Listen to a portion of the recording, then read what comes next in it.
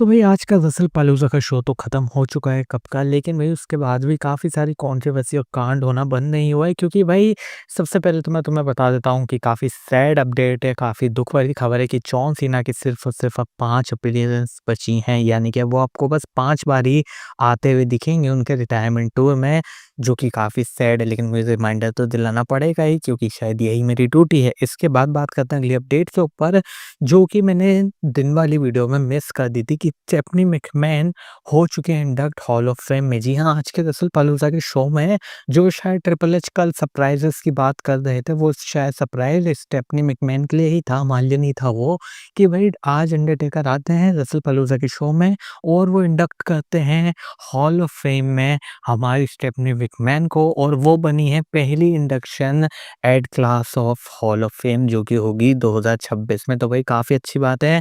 मतलब triple H पिछली बार हुए थे, इस बार स्टेफनी मैकमैन होगी। अगली बार मुझे लगता है शायद शेन मैकमैन हो जाए, मेबी हो सकता है, देखो कुछ भी हो सकता है। इसके बाद बात करते हैं अगली अपडेट की, तो वो रिलेटेड है Cody Rhodes versus Seth Rollins के चैंपियन वर्सेस चैंपियन के मैच की। अब देखो होता क्या है ना, जब रसल-पालूज़ा इवेंट खत्म हो जाता है उसके बाद हम देखते हैं प्रेस कॉन्फ्रेंस टाइप का इवेंट होता है जहाँ पे कोडी रोड्स और जो भी वहाँ के इंटरव्यूअर्स होते हैं वो बैठे होते हैं, बात कर रहे होते हैं। वहाँ हम देखते हैं कि एकदम से उन्हें इंटरप्ट करके म्यूज़िक बजता है सेथ रॉलिन्स का, वो आते हैं, अपनी चैंपियनशिप रेस करते हैं।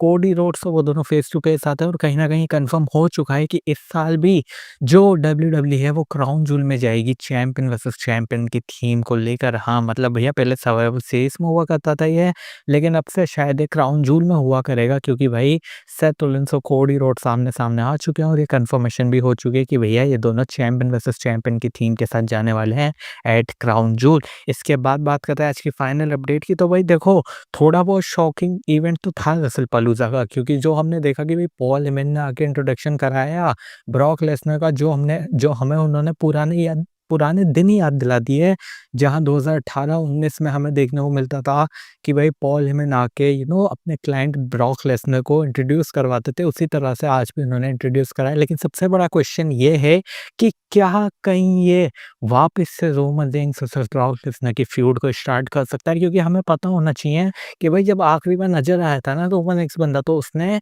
जो पॉल हेमन है उसकी फील्डिंग सेट कर दी थी लगभग, कि मारा तो था उस बंदे को, बजा के बुलाया था, खुद पिट गया वो एंड में, लेकिन उस वो ही आखिरी बंदा था जिसने फील्डिंग सेट करी थी पॉल हेमन की। और अब जब पॉल हेमन और ब्रॉक लेसनर दोनों दोस्त बन चुके हैं, तो शायद कहीं न कहीं तुम्हें पता ही होगा कि भाई दोस्त का दुश्मन तुम्हारा भी दुश्मन ही होता है। तो इसीलिए अब ब्रॉक लेसनर का दुश्मन रोमन रेंस भी है, तो कहीं न कहीं शायद ये आगे चल के Roman Reigns versus Brock Lesnar की फ्यूड को एक बार फिर से सेटअप कर सकती है डब्ल्यूडब्ल्यूई।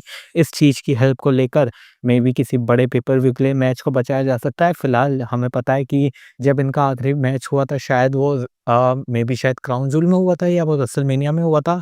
उसे ग्रेटेस्ट रेसलमेनिया मेन इवेंट करके बुलाया था और शायद वो आखिरी मैच बताया गया था इन दोनों के बीच में।